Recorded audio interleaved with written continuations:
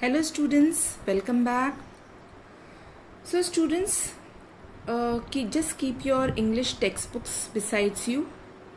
Don't open it now and keep your pencils also handy. Now just have a look at the screen. On the screen you find some words written. I will just read out those words. I will say the spelling. You can also listen to the pronunciation and also repeat after me. So let me begin. First word, hull, H-U-L-L, hull.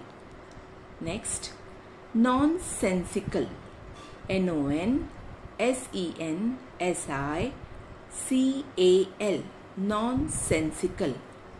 Next, wrecked, W-R-E-C-K-E-D, wrecked. The W is silent, so you will pronounce it as wrecked.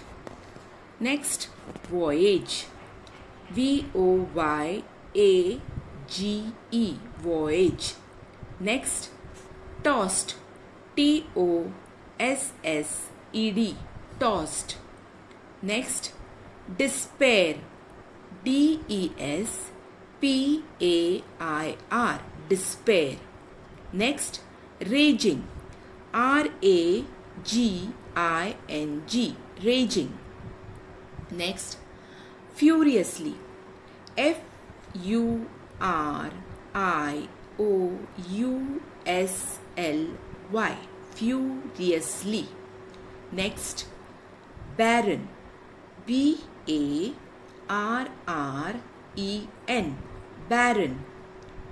Next, uninhabited, U-N-I-N-H-A-B-I-T-E-D, uninhabited. Next, brooding, B-R-O-O-D-I-N-G, brooding. So these were some of the words. Now let's check out the meanings of these words. Here you can see a picture and the word written there is hull. Now the hull of the ship, you can see a ship over there. That curved portion, the curved part, that is the hull of, that is called the hull of the ship. So let us check out the exact meaning of the word hull. It's a watertight enclosure of the ship which protects the cargo, machinery and accommodation spaces of the ship from the weather, flooding and structural damage. So basically hull protects the ships. It also protects its machinery, the spaces, okay, due to maybe many reasons. There are so many problems that happen in the sea due to weather problems. Then flooding takes, maybe there is a leakage in the ship, the water enters, flooding, and also the structural damage, if there is any damage in the outer body of the ship. So this particular hull, it is designed in such a way that curve shape is given to the ship for such a manner that it protects the cargo, machinery, accommodation spaces of the ship from the weather, flooding and structural damage. Nonsensical. Nonsensical, now it's simple as hearing the word itself, having no meaning, making no sense. Nonsensical. So this is the meaning. Wrecked. Wrecked means badly destroyed, utterly destroyed or damaged. It's not possible to repair it in that manner. If anything is destroyed, you call it as wrecked, badly damaged or destroyed. Next word, tossed. Move or cause to move from side to side or back and forth. It is just movement from side to side, back and forth. So that particular movement that single word used is, it's called as tossed. Despair, complete loss of or absence of hope. You are utterly frustrated. You don't know now what to do. You're in complete loss. You don't know now. You don't find any hope now. How shall I proceed? So you can say that you're in despair, complete loss or absence of hope. Next, raging. Now raging word is given in this, the meaning given is here is in context of this lesson. So here raging, basically raging sea. So wild stormy sea due to bad weather. This word is in context with this lesson. So wild stormy sea due to bad weather. When the weather is very bad in the sea, there is like stormy situation. So that is that time you refer it as the sea is angry, raging sea. Okay. Next, voyage, a long journey. What does voyage means? A long journey involving either by sea, travel by sea, or in space. So it's a long journey. Next, furiously, in extreme angry manner. If you're very, very angry, annoyed, you say furiously, in extreme angry manner. Here we have this word barren, too poor to produce on any vegetation. You will say a barren land. Barren land means that land is just barren, but there is the quality of soil is so bad that hardly there can be any vegetation. You can't grow any crops there. So you say too poor to produce on any vegetation. Uninhabited. This is, by the name suggests, a place without inhabitants. Who are inhabitants? Living beings, people, animals. Okay. A place where there can be no inhabitants there. Maybe the conditions are not favorable for the people to live there or any living beings. A place without inhabitants.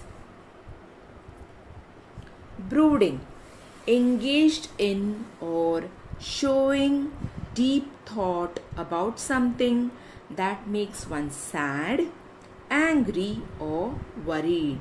If you're just upset, you're thinking, you don't know, you're very sad, you're just, by your expression you can make out that you're sad. So somebody is asking you what happened to you, why are you brooding, what are you brooding about?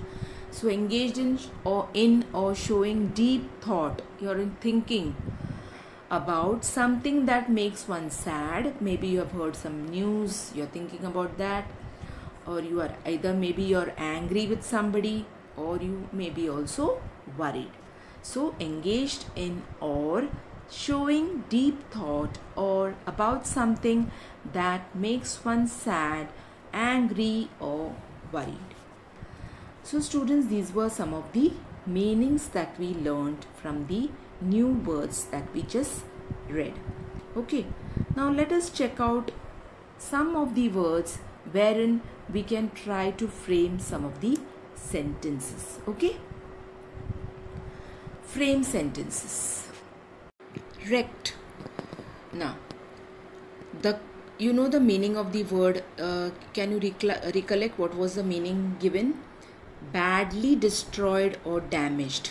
Okay, so if you know the meaning, you can just think of some good sentences. Here I have these two sentences for you. The crew narrowly escaped from the wrecked ship. Now wrecked ship here is badly damaged ship. Now obviously if the ship is damaged, nobody will be able to sustain there. Okay, so the crew means the people, the workers who used to work in that ship. The crew narrowly escaped from the wrecked ship. Again, one more sentence I have for you. The ship was wrecked off the coast of France. As the ship was sailing, When it reached the coast of France, something happened, some problem happened, and it was damaged. It got damaged utterly, and so the sentence, ship was wrecked off the coast of France. The next word, raging. Although he could not swim, Tom ran across the tied up vessel and jumped into the raging sea. Although he could not swim means, now though he could not swim, Tom ran across the tied up vessel. Tied up vessel here refers to a ship. Okay. Tom ran across the tied up vessel, ship or a boat, whatever, and jumped into the raging sea. Raging sea means angry sea. The weather was very bad. So the sentence, although he could not swim, Tom ran across the tied up vessel and jumped into the raging sea. Tossed. You know the meaning, tossed, side to side movement, side to side, front and back and front. Okay, so here you have the simple, the trees tossed in the wind. In the wind, you have seen if there is a heavy breeze in the wind, heavy wind, you have seen trees tossing side to side, back and forth. So that here the sentence, the trees tossed in the wind. Now here we have one more word, despair. After facing continuous defeats in a row, the players were filled with despair. Now despair, I told you what is the meaning, absence of hope. Okay, extremely frustrating situation. You don't have a hope at all. So after facing continuous defeats in a row, the players were filled with despair. Now they have lost hope. Okay, so this is the sentence. Next, barren. B-A-R-R-E-N, barren. The site of the town is a barren, rocky mountain valley. Now the particular place, a site means that particular location. The site of the town is a barren, rocky mountain valley. So these were the sentences. Now just have a look at these pictures, children. When you just have a look at it closely, what do you feel? So it's a picture of a ship. Okay, a wrecked ship. That's what we were talking about, right? And you can see that it is right nearly, it has totally sunk in, and it is lying at the bed of the sea. Okay, below you can see it is fully covered under the water, down, fully sunk. So this is a sunk ship. Now here one more picture you can see. This is a picture of a wrecked ship again, which has got wrecked off. Like we read we had just read framed a sentence of some coast. So similarly this ship has also got wrecked over here. In a half portion is in the water, half is on the rocks. Okay, so this ship is also totally damaged, so you can call this as a wrecked ship. So these were the pictures of a wrecked ship. Now students, I'm sure you read storybooks, and I hope some of you would like to read some of the adventurous books. Some of the adventurous books, like I would like to familiarize with you, is like Gulliver Travels, Life of Pi, Robinson Crusoe. These were some of the books. Those were very adventurous books, and some of you, I'm sure you would like to read such books. They are very interesting. Okay, so today actually our lesson is also an extract from one such story. So let me, before we start with the chapter, we will just read something about the author of the chapter who has written that particular book. Okay, so here you have these three books: Gulliver Travels, Life of Pi, and Robinson Crusoe. So let me tell you, today our chapter is in English, chapter 8, the story of Robinson Crusoe. So this particular chapter is an extract from that story. Okay, so before we proceed with that chapter, let us read something about the author. Now here, Daniel Defoe, born in 1659 to in between 1659 or 1661, the exact date, because this is in the 16th century, and he was alive till 1731. So now which year we are living in? We are living in 2021. So just minus, you can calculate how many years back story we are talking about. So this was in 16th century, children. My dear children, you just please make a note of this. Daniel Defoe was an English writer and journalist. Defoe was one of the earliest pioneers of the English novel, which he helped to popularize in Britain.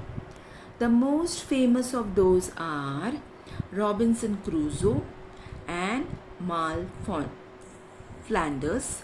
He wrote more than 300 books, pamphlets, and journals on various topics, including politics, religion, marriage, crime, and supernatural. So what were his his topics he dealt in?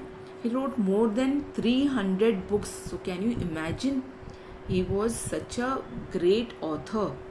More than 300 books he had written, pamphlets he had published, journals on various topics. Those topics, like in those days also, he used to write about politics, religion, marriage, crimes, supernatural.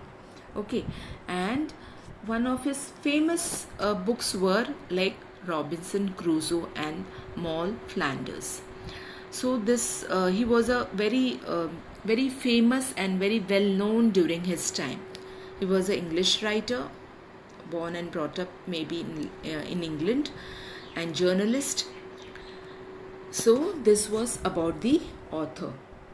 So students, today's class we will just end over here. In the next class we will just begin to read about the chapter. So till we meet in the next class, students, have a nice day.